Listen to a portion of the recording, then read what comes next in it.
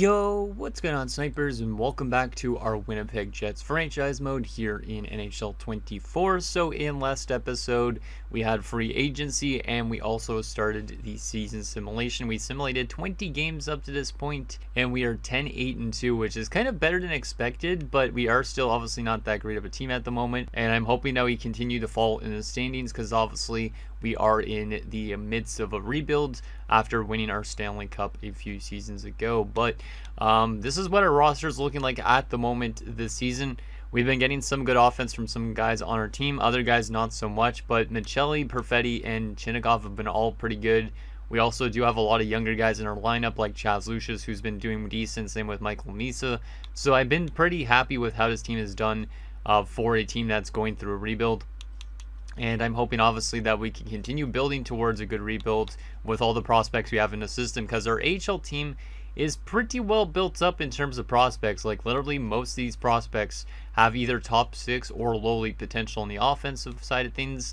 But we do not really have a lot of defensive prospects, as you can see, because Nick Kanan is playing on the defensive side of things. So definitely something we're going to be needing to look into down the road is defensive prospects. But right now, our offensive prospect pool is looking pretty good, and I'm hoping a lot of these guys can get to the NHL in the next few years.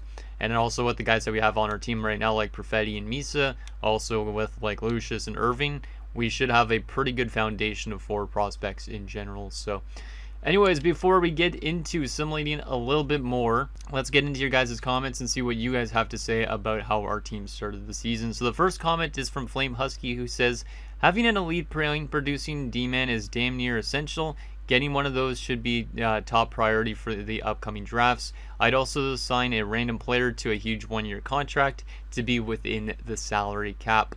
Yeah, I think that's definitely what we'll be looking for, is definitely a good puck-moving defenseman, or a good defenseman in general. We know that with my current drafted glory, we've been running into problems where we don't have a offensive guy from the back end, so it would be great to get that, or just good defensive prospects in general, some pairs that have those type of things. And then also to sign a random player in free agency to be within the cap. Yeah, I think that's probably a good move, because we are going to likely be trading away some players in this episode, and maybe not this episode, but maybe next episode. But you can see right now the cap floor, we're literally just a tiny bit above it. We want to be more closer to the max cap in a sense, so I am going to sign a random player to play, I think, for our AHL team if I have the contract room, which I don't have the contract room. Oh boy, I didn't even realize that. Well, so much for that. We're going to have to deal with what we have. We're at 50 out of 50 contracts. We can't do anything about that, so that really sucks. But I was going to bring in a player, but we can't really do that unless we free up a contract room slot, which I don't think there's really any way I could do that unless I was to just like cut somebody, but I don't think I really want to do that. So we might just have to rock with it, but when we make a trade, maybe we'll bring in somebody that's a little bit higher salary-wise, so that way we could technically offload somebody that's good that we don't want to be here long-term. Next comment is from Michael Dost, who says, like the way Manitoba Moose looks, just keep building up in the minors, and with all those picks, and I'd say 4 to 5 seasons from now, we make a deep run with Winnipeg. And I think, yeah, that's a reasonable stage at 4 to 5 years, because a lot of those guys that are in the AHL on the offensive side of things should jump up by then. And then hopefully we could get some good defensive prospects to jump into our defensive core, because right now our defensive core is pretty much a misfit of free agent signings and guys that were with us last season, like Morrissey, Heinola, Kyrou, all with us last season. And same with Chisholm, I guess, but in the minors. These 3 guys were all free agent signings, so they were just kind of there to add on players to our team and make us a little bit better defensively than we used to be, or that we were, at least in terms of the offseason at that point. The next comment is from Tate Anderson, who says, you can see the cap floor in roster moves because, of course, that makes perfect sense, EA. When you called up Khrushchev, I did notice that it said you were slightly below the floor, so I would check to see if your contracts got adjusted. Also, in the future, I would try and go a bit further above the cap floor, just so it's easier to shed contracts at the deadline without having to worry about bringing cap back in. And yeah, I totally agree with what you're saying there. The cap situation, I think our salaries did get adjusted, because if it said we were above the cap floor by that much, I'm pretty sure we weren't in last episode. So let me try and think if I could find a way. I think they did get adjusted though. Because I'm pretty sure my contract offer I gave to Chinnikov was less than $3 million bucks. So I think they did get adjusted, which really sucks. If we would have had enough free agent signings that were making more money, we wouldn't have run into that issue. But obviously, that's something we're going to look into when we get into future years if we have a lot of cheap guys on our team. Because we are locking up a lot of guys to long-term deals on cheap contracts. So we are always going to have kind of a little bit of a cap problem at the beginning. Next comment is from Saturn Otaku, who says, not good enough to make the playoffs, too good for a high draft pick. This is about the worst position you could be in right now. I would say move out players like Velarde for picks and bad contracts so you could have at least a reasonable shot at a good lottery spot. And I totally agree. I think that's probably what we're going to look into trade-wise in this episode, is moving Velarde to another team, bringing in somebody that's making basically around the same cap hit, much lower overall, very low trade value if possible. And then we could add in like a pick as I tack on to that deal. So that way we're getting basically a free pick to get a worse player in a sense. And I think that would be a good thing for our team to do, obviously, because we're kind of like a tweener team at the moment. There's still a lot of season to go, though, because we have only played 20 games. But if we are going to stay like this at the halfway point, then we are kind of in a problematic territory. And we want to be a very bad team if possible. We don't really know what the draft class looks like, but obviously, if it's in a good draft class, we want to have a high up pick if we possibly can. And then the last comment is from Dylan Burrows, who says, please don't cite realism for not doing a trade, then sign a player max salary. Come on, man. And this series is a lot more realistic than some people do on YouTube, because some people literally just hoard picks and stuff like that. I'm doing everything realistic here as possible, except for those contract things like that, because I need to get to the floor. If I didn't need to get to the floor, I wouldn't be signing a person to $19 million. Who cares if that part's unrealistic? To be honest, that does not break how this mode is. But I'm at least doing realistic trades. I'm not like the type of person that's saying, oh, let's go out and trade for Austin Matthews or Connor McDavid. Those type of people don't know playing franchise mode. They do it more for fun in a sense where it's not realistic. I get that they play it that way. They could play whatever way they want to. So I'm just saying, don't say I'm not doing anything realistic, because technically I had to do that because of our team situation. I'm not going to just trade for somebody with a bad contract just to make our team cap compliant. It's more realistic for our team to just go and sign somebody to like fill up our cap space. So yeah, don't call me out on that, because I don't need to deal with that shit. So, but anyways, those were the comments we got in the last episode. I thought I would address that last one especially. Not that I have anything against you, Dylan. You're a great supporter of my channel, but I just literally, I run my series a lot more realistic than some people out there. Some people are literally just trying to make their team full of superstars. And I mean, I don't blame them, but at the same time, I'm actually building my team up with players realistically, in a sense. So, thought I would defend my opinion on that stance anyways, but because I normally don't defend my opinion. Usually I always oblige to what you guys are saying and agree with what you guys are saying. I have to have my own opinion at sometimes, so thought I would bring that up. But let's anyways get to potentially moving out Velarde. I think we should be able to, but it depends if there's a team that has a guy that's not that good and it has around the same amount of cap hit. So hopefully we could find somebody like that, because Velarde should have interest from a lot of teams. Yeah, he has interest from a lot of teams, which is good. So we have a lot of teams we could look through for potential trades. So let's start off with the Anaheim Ducks, since they're the first team on the list. They are 8-12 at the moment, so they probably wouldn't want to move picks. They do want to move a second round pick though. We might be able to get a second rounder. We definitely won't be able to get a first rounder, I don't think, from any team, no. Unless they're above 500. Like Buffalo, but some of these teams aren't even cap compliant unless we take back that salary, obviously, like we are trying to do anyways. Yeah, see, if we move Velarde, we're below the salary cap, so we definitely need to take back some salary. Who's a good team that would want Velarde, though? Florida's 12-4-1. Okay. So they actually, that would be a pretty late first rounder. They don't actually even want to move that first rounder, even though they're doing very well, which is kind of a surprise. New Jersey is really good, but they don't want him, which is kind of also surprising. Most of the teams that want him don't actually do too well. Tampa's doing well, actually, 14-4-3. They do want him, and they do not want to move their first still. I'm kind of surprised a lot of teams don't want to move their first round picks, so we might have to trade for a second rounder. And that way, if our lottery pick isn't super high up, we could use that in maybe like a second rounder or multiple seconds to move up higher in the draft. I don't really know. But let's take a look anyways at Anaheim, see if there's any guys that, like I said, make around the same amount of money that are a very low overall. So let's go highest paid players on their team. 81-33, Ryan Strome kind of fits that bill, but he's not super low value. I would prefer somebody like with minuscule value, but Ryan Strome would be the type of guy for sure.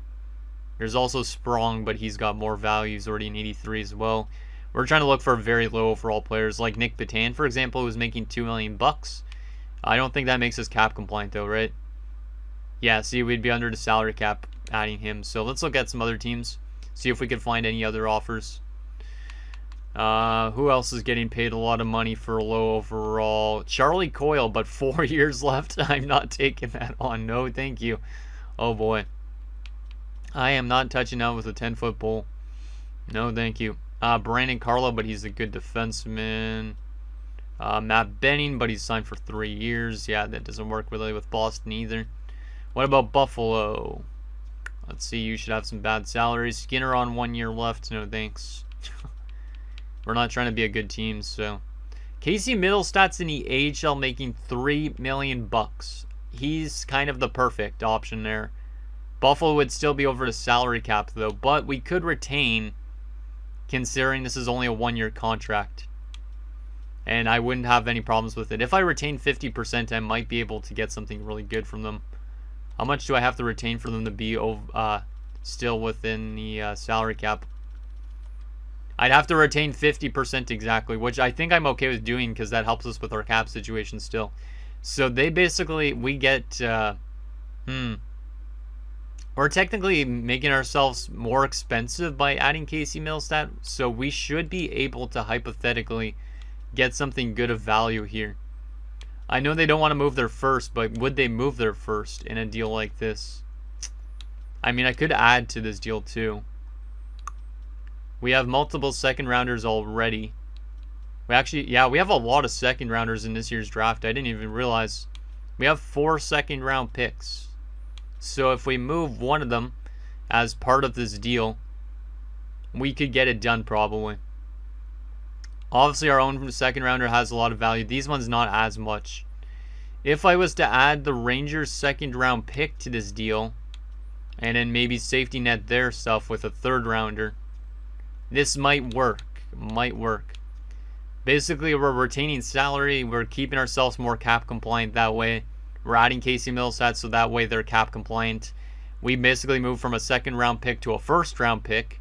That might be a late first rounder, but still is usable that we can use with our own first to move up in the draft if we're still a mid team. And then we also get an extra third on top of that potentially. I think that's a reasonable move. Let's see if this works and if Buffalo is willing to budge on that first round pick. Rejected, not too far off. Okay, not too far off. I do want that third rounder if possible, but it's not necessary. If I remove that third and I changed it to a 4th round pick, because I don't actually have a 4th rounder of our own, because I did move around our 4th rounder because we already have 1 first rounder, obviously. We will be getting another. We have 3 seconds. We have 1 third. We don't have a 4th, 5th, or 6th. And then we have a 7th. So to get a 4th round pick is back in this deal would be nice. So will this work? Rejected, still too far off. It said last time it was close though. So it definitely has to be close. What about a 5th round pick? It'd be nice to get a pick in a round we don't actually have in. Because maybe we could draft a good lowly with one of these picks. So let's see. Will this 5th rounder work? Too far off. Maybe I can't even take back any picks as part of this deal other than the first rounder. We'll keep on trying it anyways. What about a 6th rounder, Buffalo? I'm literally retaining half the salary on the guy. You're getting a guy that's better overall and not going to be thrown into your AHL. I mean, how much are they cap compliant though? They're still going to be a little bit over, so they're going to probably have to put somebody on waivers that shouldn't be, but let's see, 7th round pick. No, what if I don't do the 7th rounder? What if I do this? Velarde in a 2nd for Middlestat in a 1st. This deal would put Buffalo in a situation where Eric Howell would be put on waivers, which at the end of the day would be too costly. We have to reject this deal. Okay, I get it. It makes sense. It's kind of what I was thinking. So unfortunately, Buffalo will not work for this deal, but we could still retain on Velarde because it's a one-year deal anyways, which might help a lot of teams be more cap compliant. Calgary wants him, but the thing is they're very bad, so they wouldn't want to budge probably on a first-round pick, especially on a pending free agent. Doesn't make sense. There's got to be some other teams. Chicago is definitely fighting to try and get into the playoffs like us. They have almost identical records with us, so we could probably make something work with Chicago. I don't know if they want to give up their first is the thing. They do have our own third-round pick, which is interesting, but I can't see them wanting to move their first.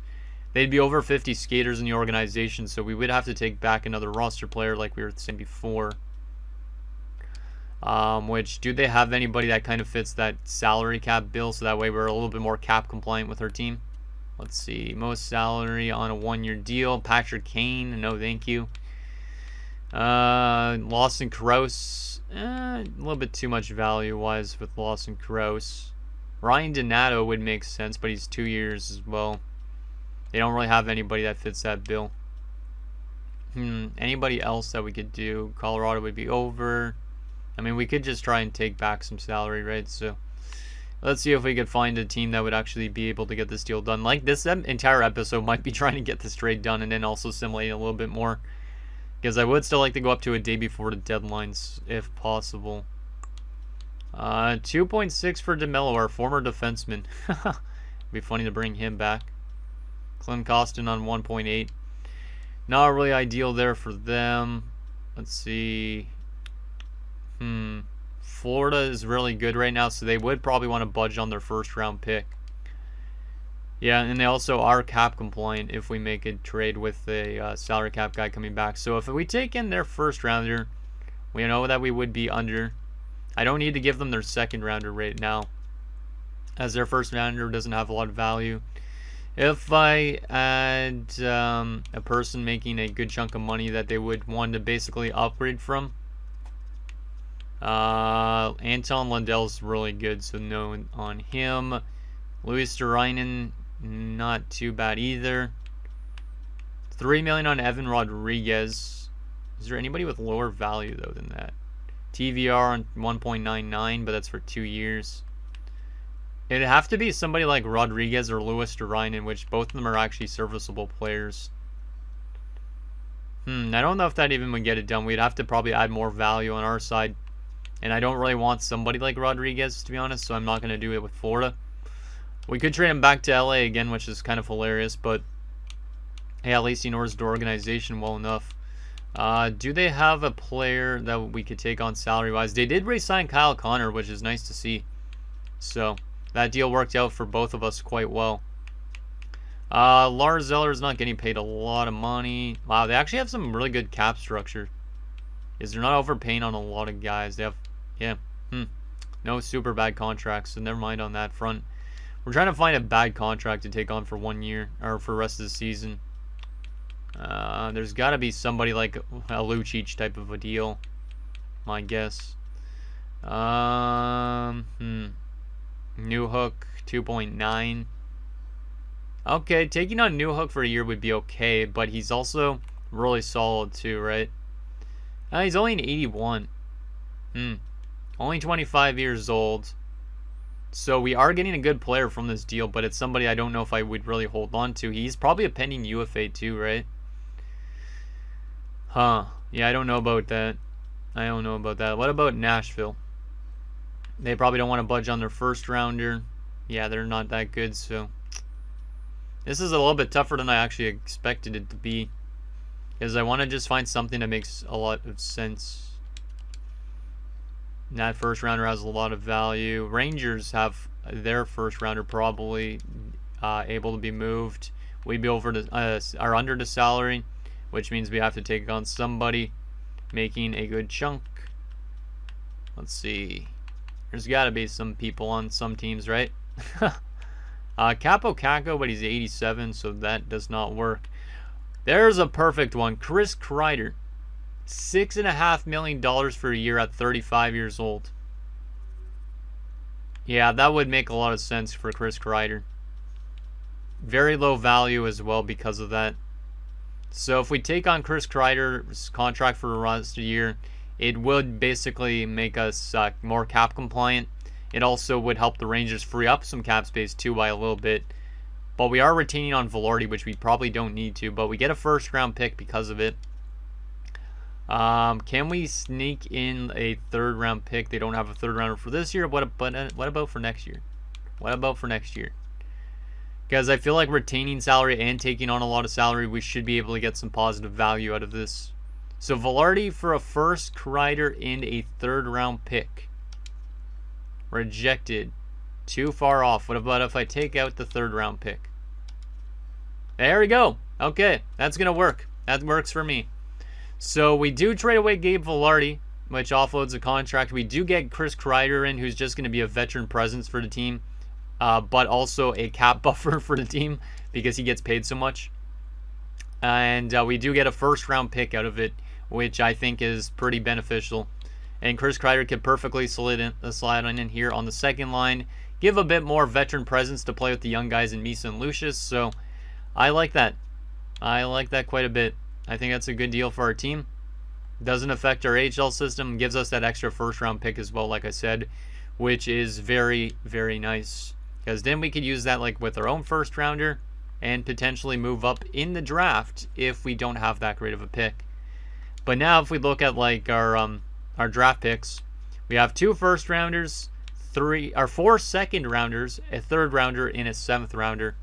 We could easily package our first rounders and a bunch of seconds to move up quite a bit if we want to in upcoming drafts. So there is that. Perfect. That's exactly what I wanted to do, is that type of trade. And we get it done. It is kind of weird though for the Rangers to trade away Chris Kreider just because he's a guy that should retire technically with the Rangers, but from their standpoint it makes a lot of sense. They get basically much more cap space. We get more cap to take on. We also get a free first round pick to take on that bad salary for the year too, which is really nice. So let's go to the end of the month and see how we're doing by the 31st. Hopefully our team kind of falls off a bit because of the fact we traded Velarde, because I don't want to be a good team this season. Okay, let's simulate it up there and see how we do by this stage. Hopefully we lose a bunch of games because we want to have a good pick this year. And hopefully that Rangers first rounder becomes good too. We are on a winning streak, which we shouldn't be. I don't know why our team's doing good, and this injury should hopefully help us lose games. Matthias Michelli has been injured with an injured shoulder, out to Christmas Eve. You know, damn, that sucks. But it should help us lose some more games, which is good. Michelli's back. Good to see.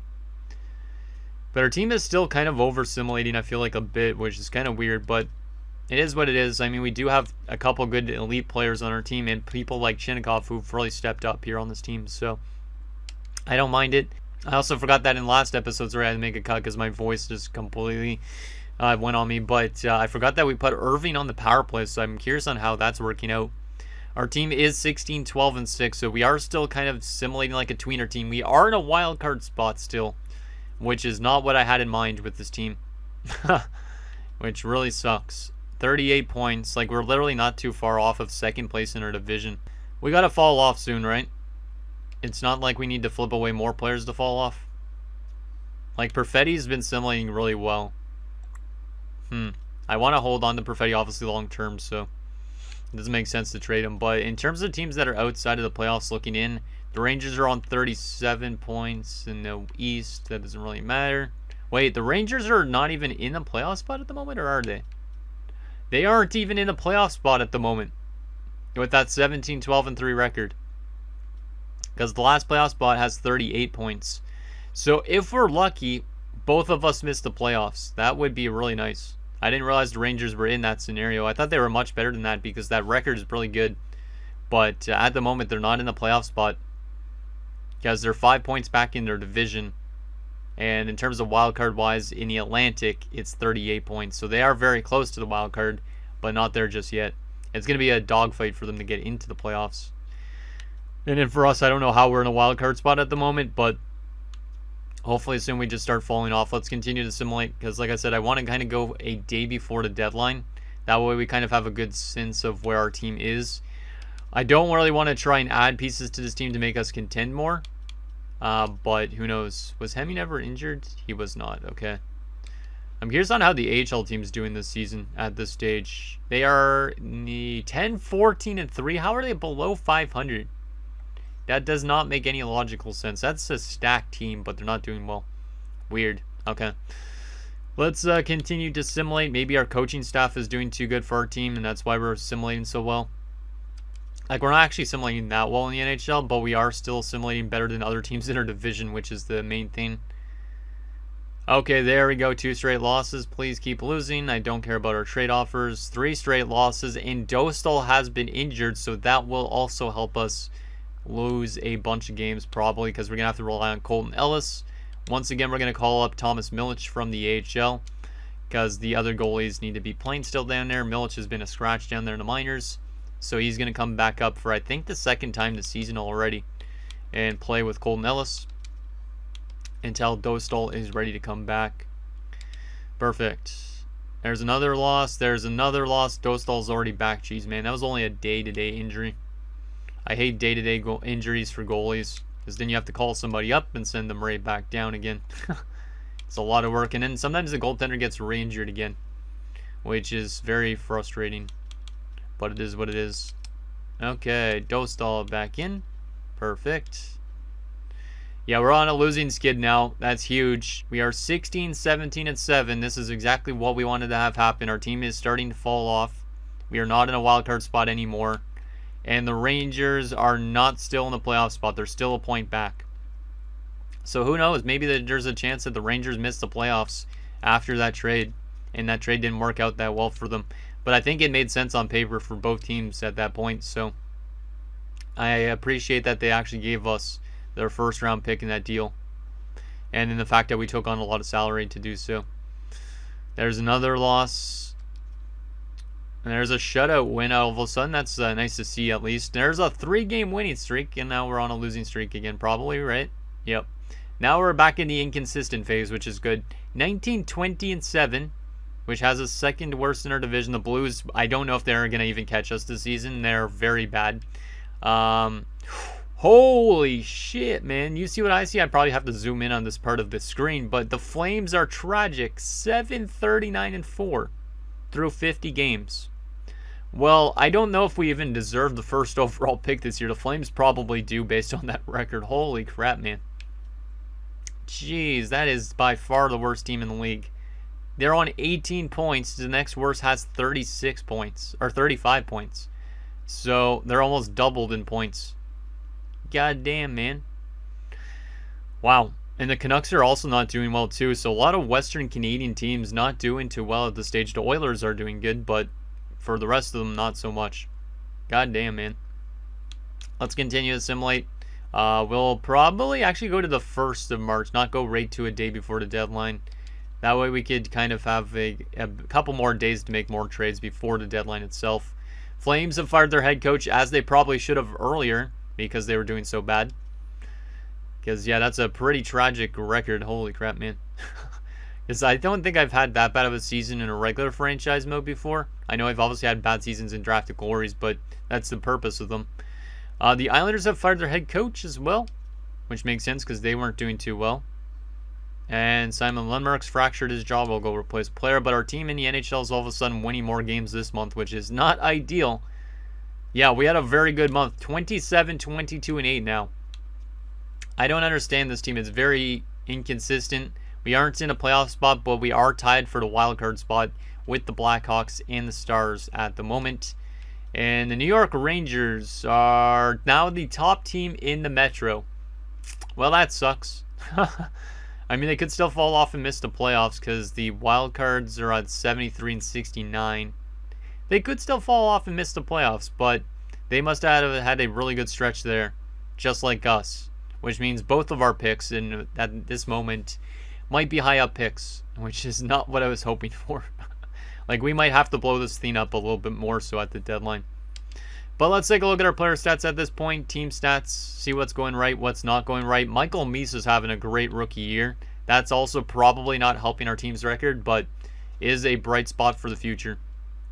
For sure. Let's see, entire league-wise, where are we in terms of the entire league? Yeah, Calgary's only on 12 wins at this point. Like, they are 12 points back of the Blues. Yikes. We are currently 20th, and then the Rangers are obviously in a playoff spot at... Wow, they jumped up all the way to 4th. That is kind of crazy. So, likely our pick from the Rangers isn't going to be a good pick. But the one of our own, if we're able to fall off more so by making some trades, we could definitely get that into more of a top 10 stage. But at the moment, we need draft luck. Let's see, goals for per game wise. We are a little bit lower on the offensive side of things, which is okay. Goals against wise, we're not that bad defensively still. Yeah, we're actually one of the better defensive teams, which is kind of nice. Power play does not look that good. Yeah, it's one of the worst in the league, as it should be. And penalty kill is pretty solid actually at 83.8. So our defensive play has been better than expected for a rebuild. Huh. And the fact that we lost our best goaltender last year and we made a lot of big trades. Let's take a look at these player stats at this point. See who has been doing what for the team. So, in terms of centers, yeah, Michael Misa's having a great rookie year. He's a +8 as well on this team. The future is definitely bright with him and Perfetti down the middle. Perfetti's on 48 points. So, yeah, these two guys have been great. Lucius has also been fantastic. Glad I locked him up on that 8-year deal. 44 points, 25 goals.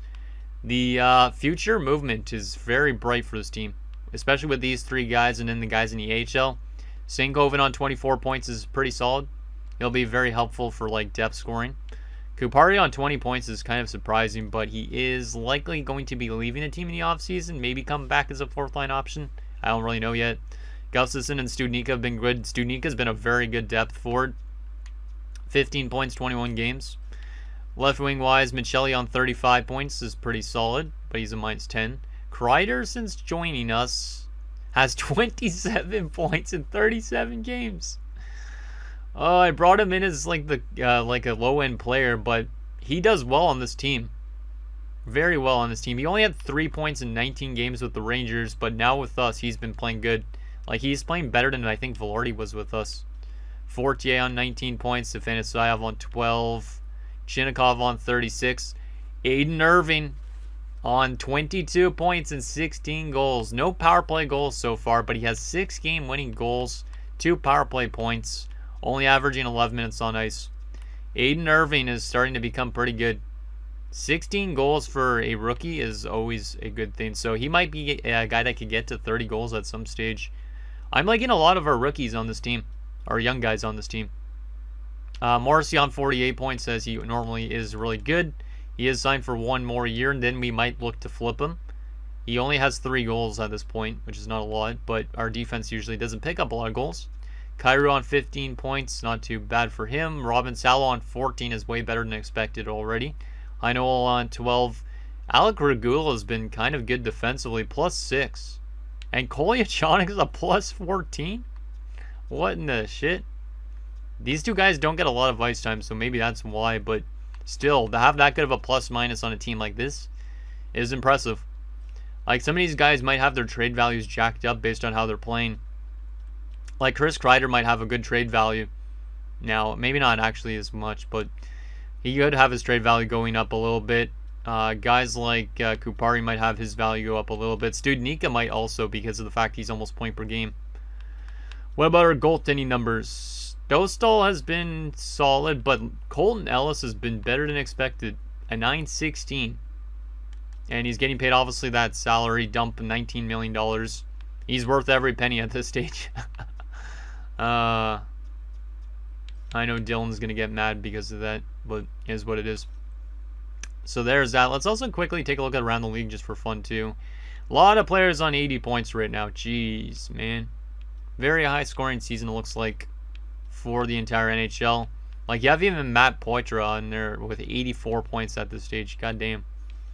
Best defenseman at this stage is Cale Makar, not a surprise. Best goalie at this stage is probably looking like Georgiev at the 920. Best rookie at this point is Misa.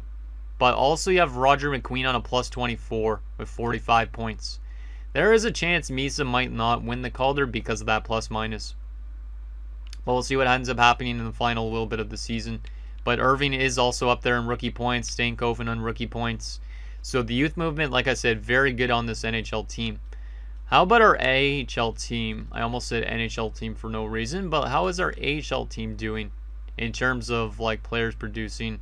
Hellenius is doing well at 39 points, but nobody's point per game on this team. And this team is definitely struggling defensively. It's probably because of that 4 on defense. That's my guess, but hopefully a lot of these guys are getting some good growth. What about goalie-wise? Johnny Grant hasn't been great this year. Dag has been better, but still not as good, too. Okay. So there is that. Final thing, let's take a look at the trading block for what we could potentially do next episode. Because we could still blow this team up more so, like get rid of Kreider again. But also, he is a bit of a cap whale for our team, so maybe not. But let's take a look and see if there's anything out there in terms of trades that we could justify trading for, or if there's any players we could potentially move on our roster. I don't know what you guys think, but I don't really think I want to make too much changes to our team, but I do think we need to be much worse if we want to obviously have a much higher up pick, because right now our team seems to have one really good month, one really bad month, so maybe our next month will fall off quite a bit. But at the moment, we're in a spot where we're not going to have that good of a pick in the draft. But we do have the 2 first-rounders at least, so we might be able to move up a couple spots, depending if there's teams that want to actually move their picks or not.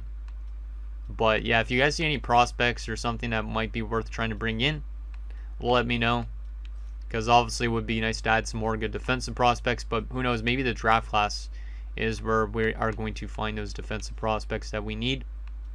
I'll probably actually take a look at the draft class after this too, because I have not done that yet, and I do want to scratch the itch on what it looks like. See if there's any good defensive prospects that we will be able to grab. Kopitar in Minnesota, that is very disturbing in a sense. It's not like a bad thing for him to be in Minnesota, but him outside of LA is a very weird thing. Very, very weird.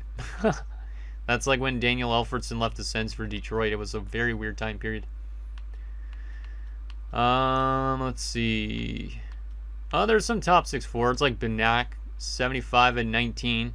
There's also a medium elite right wing sniper in Parasak. So the Islanders have some good prospects on the block, but they're in rebuild territory. This guy was a 7th overall pick. I think he's a real player though, because I've never seen that generated name, but still. I don't know why they're trying to offload these prospects. Olli Helminen, they drafted this guy 8th overall and they want to get rid of him. So the Islanders are fire selling on prospects, which is kind of crazy. I'd expect the Rangers to do that, not the Islanders, because I'm pretty sure the Islanders are still one of the worst teams in the league, but they want to move all their prospects. So the logic there is a little bit flawed, but maybe Milbury's taken over the Islanders again like he did in the 2000s, because that would make sense why he wants to get rid of prospects so early. Let's see. Anybody else? Let's see. Not really seeing much else. A lot of them are roster players, which we're not really trying to trade for. And that is basically that. I want to take a look at the standings again quickly here when we're outside this as well. Are the Islanders in a really bad spot? Yeah, they're literally last place in the Metropolitan Division, but they want to move all their elite prospects that they drafted top 10. Where is the logic in that? Like, I don't know. To me, that does definitely seem like a Milbury type of franchise GM guy at the moment, where you offload prospects even when you're doing bad. Yeah, I don't know. That's a very weird conundrum, because the Rangers would be the type of team to offload prospects, and they're number 1 in the Metro. Yeah, very strange. Let's take a quick look at the draft class. Not that it matters at this stage yet, but the top picks are all forwards, pretty much. Vesa Haken, Sean Holmes, Ty Lowe, Philippe Bouillon. He's a defenseman, but he's a defensive defenseman. Isaac Rosehill. Ernest Ray from HC Davos. We have no idea what this guy is, but he might be a medium top 4. Huh. Yeah, his draft class maybe not super good on paper. This guy's looking like 2 years out, which is kind of intriguing. But there is a good amount of defenders, which is nice. Do you have any low leads already scouted out that I could pin? Because that would be nice. This guy's maybe medium only, and probably medium top 4. I still want to see if there's any low leads though already. No guarantees yet. but Ken Roach might be one. Okay. So anyways, guys, that's going to do it for this episode of our Winnipeg Jets franchise mode. So in next episode, we'll obviously take it to the trade deadline. We'll make probably some more trades to make us a worse team, because right now we're still kind of winning a little bit more games than I like. And then hopefully in the rest of the season, we just fall off a cliff. We get a high up pick, and that helps us with our defensive prospects, because I think our forward prospects are looking really, really bright. So let me know down below, and I'll see you guys next time.